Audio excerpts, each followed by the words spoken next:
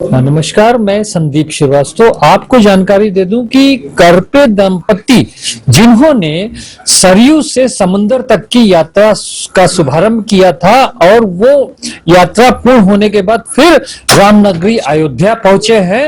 और सबसे बड़ी खास बात यह है कि जब इन्होंने सरयू से यात्रा शुरू की थी तो वेब दुनिया ने कवरेज की थी और यात्रा का समापन अब यहाँ पे सरयू घाट पर इनका हुआ है, तो फिर वेब दुनिया इनके साथ जुड़ रहा है और हम जानेंगे कि ये करपे दंपति जो राम वन गमन पथ है, ये इनकी क्या खासियत रही और इन्होंने क्या क्या चीज देखा। आइए हम इन्हीं से बात करते हैं। करपे साहब, आपका स्वागत है वेब दुनिया में।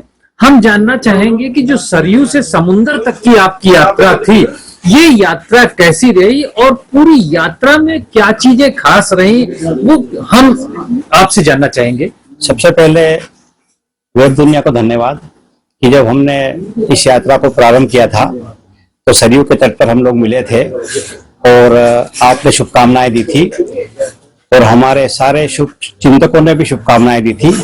उसी का सुपरिणाम है कि हम इतनी लंबी यात्रा 10 प्रदेशों में जाकर के, जिसमें 36 नदियां थी, 10 पर्वत श्रेणियां थी, 5 वन क्षेत्र थे और लगभग हमने इस पूरी यात्रा में 300 से ज्यादा स्थलों पर, जहां पर श्री राम जी के चरण पड़े थे, हम उन स्थलों पर जाकर के चरण धूलि को अपने मस्तक पर लगा पाए।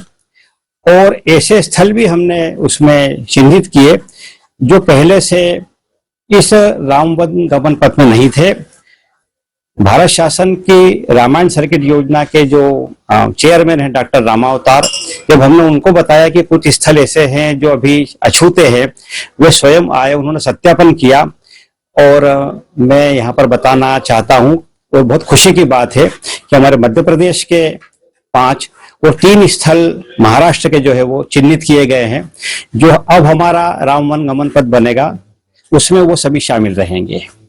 आपकी पत्नी से भी बात करते हैं कि उनका क्या अनुभव रहा इस पूरी यात्रा में, क्या अनुभव रहा। पूरी यात्रा हमारी बहुत अच्छे से हुई। हमें कहीं पर भी किसी तरह की कोई परेशानी नहीं आई। कहते हैं ना कि जब राम जी का काम है तो हनुमान जी साथ चलते हैं, तो बस हमें पूरे समय एक था कि हनुमान जी हमारे साथ में है। वो जो राम जी का वो जो पथ था, आपको वो पथ कैसा लगा कि राम जी जब गए होंगे वन में, बिल्कुल, तो वो बिल्कुल। रास्ते कैसे होंगे, कितने दुर्लभ होंगे। बहुत कठिन पथ था वो। अब तो काफी सुविधाएं हैं, सब है। तब जब उस समय वो रहे होंगे, निश्चित ही उस समय बहुत ही दुर्गम रास्तों से वो गए होंगे। करपे जी, आप बताइए कि इन ये जो मार्ग थे, इन मार्ग की प्रमुख विशेषताएं क्या है, आपने क्या क्या देखा, दुर्लभ चीजें या कुछ खास आपका अनुभव। मैं यहाँ पर प्रमुख रूप से बताना चाहूंगा कि श्री राम जी जहां जहां भी गए बगैर किसी कारण के नहीं गए। कहीं पर आतताइयों को मारने के लिए गए, कहीं पर ऋषि मुनियों को मिलने के लिए गए, कहीं पर संतों से मिलने के लिए गए, कहीं पर कुछ ऐसी चीजें थी जिसको वो प्राप्त करना चाहते थे उसके लिए गए। जैसे मैं बताऊं आपको कि छत्तीसगढ़ में सीता रसोई है, जहां पर सीता माता ने जो है वहां की आदिवासी महिलाओं को खाना बनाना सिखाया था। एक स्थान ऐसा है जहां पर राम जी ने लोगों को खेती करना सिखाया था। कहने का मतलब ये कि भारत की जो संस्कृति हम वर्तमान में जो देख रहे हैं, इस संस्कृति के सारे पहलुओं को जो है वहीं से शुरुआत हुई थी और हर जगह पर जो है आज भी जितने भी स्थल है वहां पर राम जी का वही सम्मान है, वही उनके आदर्श की पूजा होती है और अलग अलग रूपों में अपने अपने राम सब जगह देखने को मिले। ये बहुत बहुत बड़ी विशेषता है और बड़ी दुर्लभ स्थिति ये भी रही कहीं कहीं पर कि जहां पर राम जी गए थे वहां पर एक ही व्यक्ति बैठा हुआ था और वो जो है वो राम जी की सेवा में लगा हुआ था।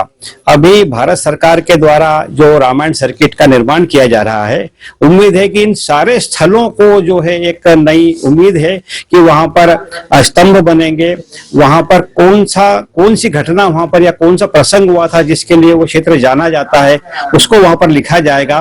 वहां पर एक केयर टेकर की भी व्यवस्था होगी। यदि ये सारी चीजें हो जाती है तो आगामी समय में राम वन गमन पथ जो है वो नर्मदा परिक्रमा की तरह ही जो है वो प्रसिद्ध हो जाएगा और जन जन के राम जो है वो लोगों के मन मन में भी पहुंचेंगे।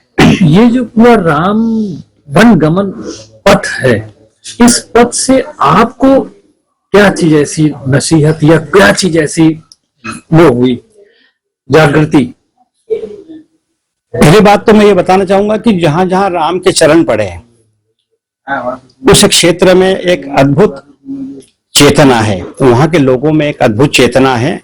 वो चाहे वो पढ़ा लिखा हो, अनपढ़ हो या कहीं किसी भी वर्ग का हो, यदि वहां से राम जी निकले हैं तो उसके मन में भी है कि भगवान राम हमारे क्षेत्र से निकले थे, और वो भाव जो है वो उसकी बातचीत में भी झलकता है। हम चूंकि मध्य प्रदेश से थे तो हमें लग रहा था कि कर्नाटक या तमिलनाडु या फिर हम उड़ीसा जाएंगे तो वहां पर हमें रहने की क्या व्यवस्था होगी या तकलीफें बहुत आएंगी।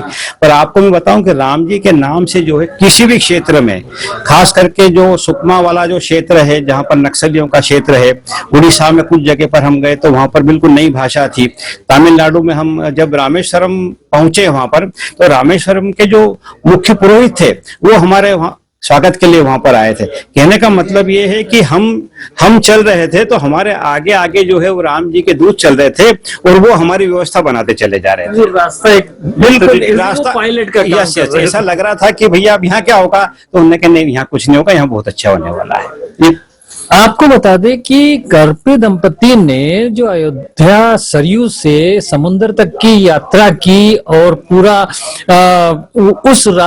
उसके साक्षी बने, उस पर इन्होंने एक पुस्तक लिख दी, सरयू से समुद्र तक। उसके बारे में हम जानकारी करना चाहेंगे कि इस पुस्तक की क्या खासियत है।